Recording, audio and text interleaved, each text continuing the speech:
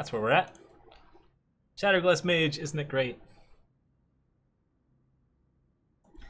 Okay, so Roland got his spoilers today, and he spoiled them on his stream. It was pretty cool stuff, and he showed off 2 new Praxis Warp cards, which is pretty exciting in a couple of different ways. Like, we've already seen Shatterglass Mage, we've already seen Hipshot and Avarax Familiar, so we know that of the Warp cards, there are a lot of them. And that's actually the most important thing, that like the spoils here are 2 new warp cards. We know there are at least 5 warp cards, and like they seem to be in a variety of different slots. That's kind of relevant because a Praxis deck at the moment, like from what we've seen of Praxis decks, they're really, really good at ramping.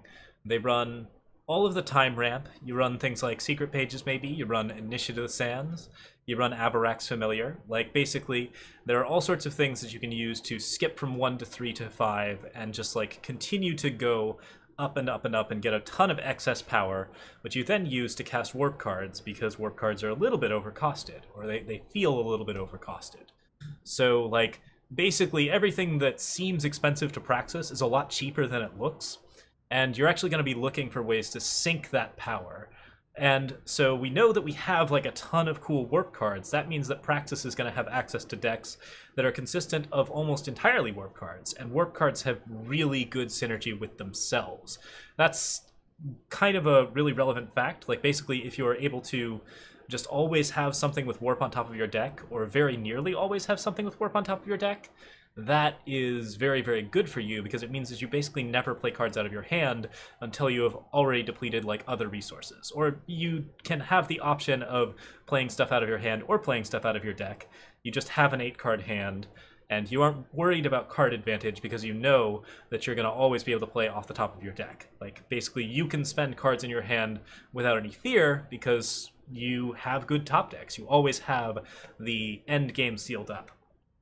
I've said before that Praxis seems to be building into sort of like the loose and like really fun and aggressive style that's kind of really wasteful and does a lot of stuff that is just like we already do the things with Grenade and Drones where we just charge at the opponent willy-nilly, and where we are now doing things with warp cards where we're playing lots of cards that seem like they're, you know, just off the top of our deck, because like we know that we're totally safe. Like, we're okay to make those sacrifices because our stuff is like actually pretty well balanced for that, and we can do that kind of like weird aggressive stuff. So it's a cool thing that Shatterglass Mage is doing, and it's a cool thing that Roland's 2 cards are doing. And let's go ahead and show off Roland's 2 cards, because they're pretty neat.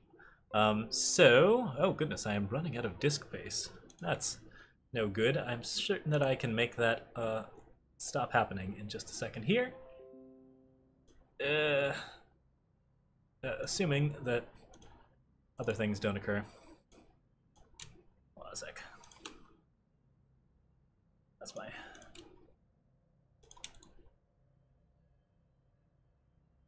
Yep, alright, there we go. That should make some. Okay, anyways, so... yes, spoilers, anyways. So here's the first one, and this is the really exciting one. Actually, I guess we'll spoil the less exciting one first. Plated Goliath. Which, I've just completely failed to properly do. I just clicked on it for no reason. Alright. So, Plated Goliath is a 7/5, 6-cost, Overwhelm Warp card. And, as we can see, it's a pretty straightforward, basic dinosaur. It is an uncommon, so exciting in draft for certain. You want big dinos in draft. I think this card is a little better than Ancient Terrazon. It's not as easy to cast, but that Overwhelm ability is really, really relevant. And like, Overwhelm is kind of the difference between a good vanilla unit and a bad vanilla unit. In the sense that it not only makes it non-vanilla, but it also means that that unit will always get some sort of value if it's allowed to stay on the board and attack. It generates a threat. It is something that is actually going to force your opponent to play defensively. Typically, playing just a straight vanilla unit gives your opponent a few too many options, and that makes a card like Plated Goliath a little bit worse. Oh, this is I was saying that I wanted an Ankylosaurus just a second ago. I was actually talking about like how awesome Ankylosauruses are, and this one actually is an Ankylosaurus, which okay, Plated Goliath is pretty sweet. Yeah, that art is really awesome. It's a really cool looking dinosaur to be sure. As a mostly vanilla unit, we don't have too much to say about it, apart from the fact that the warp ability is really nice on uncommons in draft. It makes for a really fancy draft environment, and this card is totally playable in some ranked decks. Basically, if you're doing like mono time stuff, which mono time is an archetype that you can run, you're gonna end up in situations where like being able to just play a unit off the top of your deck is good for you, and like just having that extra amount of value can be very, very relevant. Talir decks, just like straight mono time with veteran merc, like there's a little bit more support for those now. We know that we're going to basically be doubling up on the amount of cards that are mono colored, so mono time is going to be an archetype, and Plated Goliath might actually go in there. It will be competing for slots with things like Twin Brute Sauropod. It will be competing for slots with things like Predatory Carnosaur.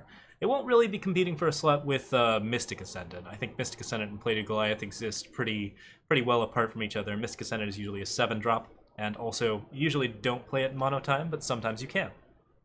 All the same, it's a big dude. It's pretty basic. There aren't going to be that many decks that it slots into, but the decks that it does slot into, it'll be nice to have that extra bit of awesomeness. And also, like, depending on how strong Warp is, Plated Goliath might just be able to slot in. Like, it's big enough that it's hard to kill. It has pressure, and it's typically a free card in top deck scenarios. So, what's your practice deck plan? This card might be able to support that idea. Okay, but yeah, Plated Goliath, pretty simple card, and kind of a cool example of Warp in general.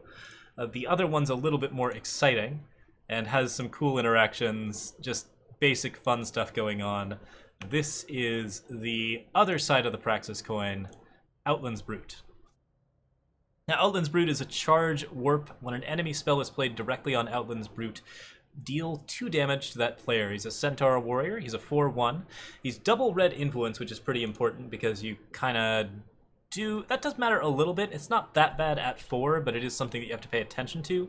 You can't just splash Outlands Brute, and that's probably fairly relevant because warp cards in general are going to be really tricky if they ever end up in single colors and are actually good.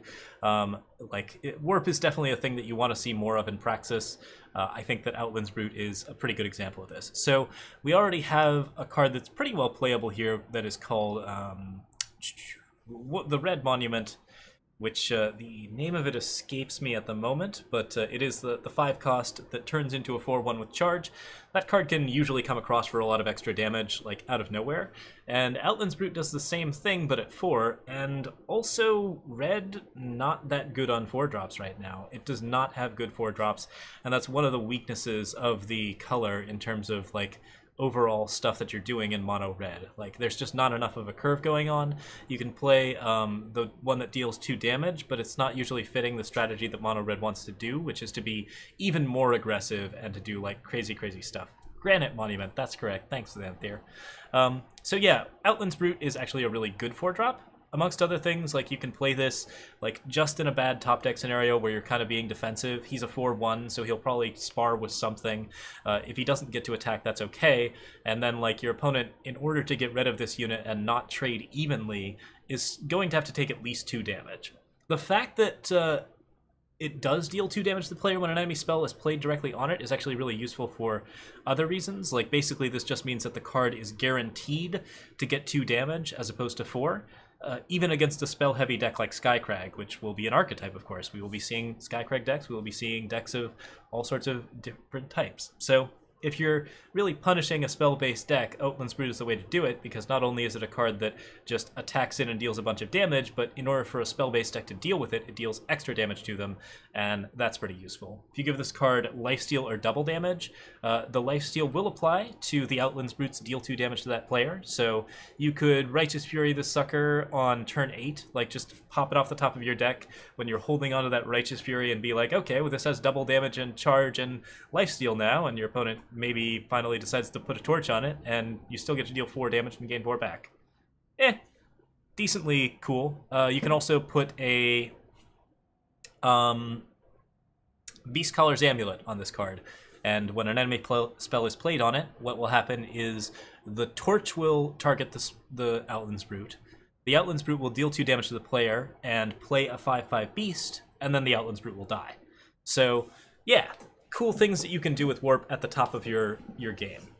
Like, and these are all off the top of your deck plays, which is really, really important because, like, that is just, like, an actually really powerful archetype.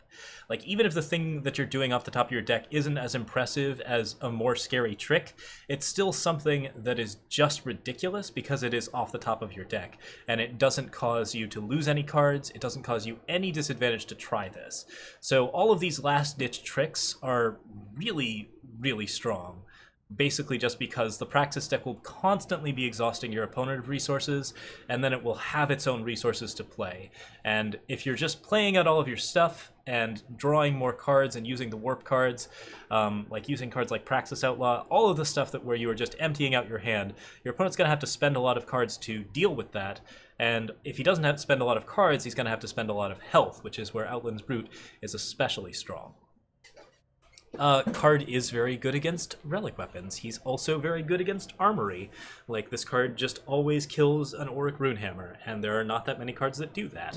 At least not that many units. So when you play him, he will come in, swing at the Auric Runehammer, and then if your opponent really decides that he wants to, like, torch it, it still kills the Auric Runehammer. This card does deal with relic weapons very well. Anything that deals direct damage to a player actually has some impact on the board where armory is concerned. And we're seeing some better anti-armory cards in general, so that's really useful because, yeah, it means that archetype's going to be a little less dominant in the meta. I think it's one of the bigger problem archetypes of Eternal. It's certainly not at a super high win rate, but it's a high enough representation that, you know, you want to see that come down a little bit, and you want to see new decks take their place in set 2. So that's pretty cool, and I'm sure that since Armory is getting new weapons, Armory is going to have some other fun things to deal with, so having counters to those cards is really important. Yeah, I like this card a lot. I think it is really interesting for the straight, like, aggressive style, and he definitely does that kind of representation pretty well. I don't have too much to say about these two. We will be talking more about these cards and Praxis cards in general, like, soon.